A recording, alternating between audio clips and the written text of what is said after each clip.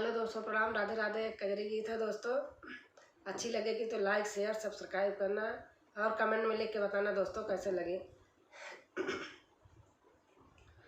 चंदा जाई छिपी बदरी में जब से लगल सवनवाना।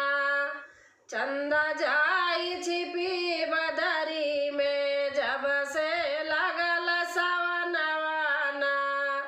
जब से लगल सवनवाना हो रमा, जब से लगल सवनवाना। चंदा जाई छिपी बदरी में जब से लगल सवनवाना। दादुर मोर पपीहा बोलई बन में बोलई कोयलियाना।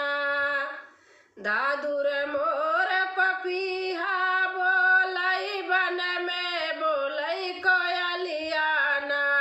हो रमा बन में बोलई कोयलियाना। ओइसे बोलई सासु हमारी जब से लगल सवनवाना।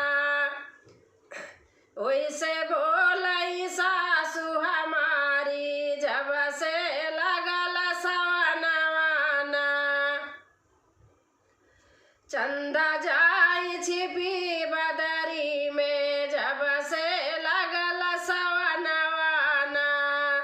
चंदा जाई छिपी बदरी में जब से लगल सवनवाना।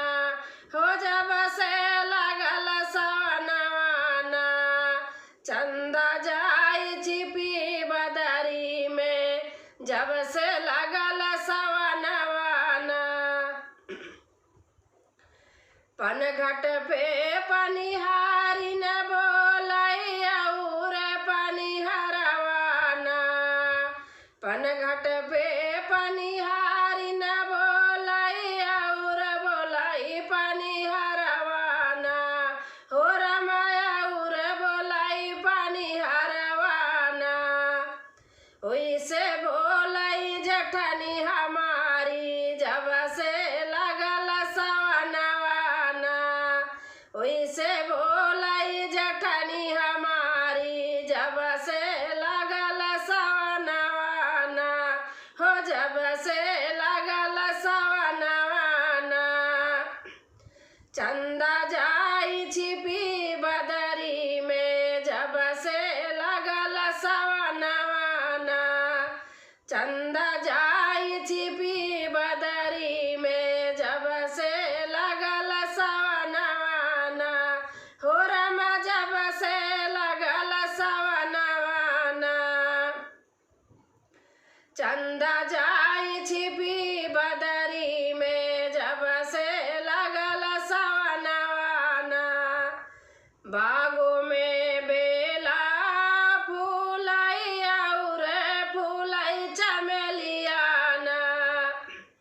बागों में बेला फूलत है और फूलई चमेलियाना। ओइसे फूलई न नदी हमारी जब से लगल सवनवाना। ओइसे फूलई न नदी हमारी जब से लगल सवनवाना। हो रमा जब से लगल सवनवाना। ओइसे फूलई न नदी हमारी जब से लगल सवनवाना। चंदा जाई छिपी बदरी में जब से लगल सवनवाना। चंदा जाई छिपी बदरी में जब से लगल सवनवाना। दोस्तों अच्छा लगेगा तो कमेंट में लिख के ज़रूर बताना। धन्यवाद।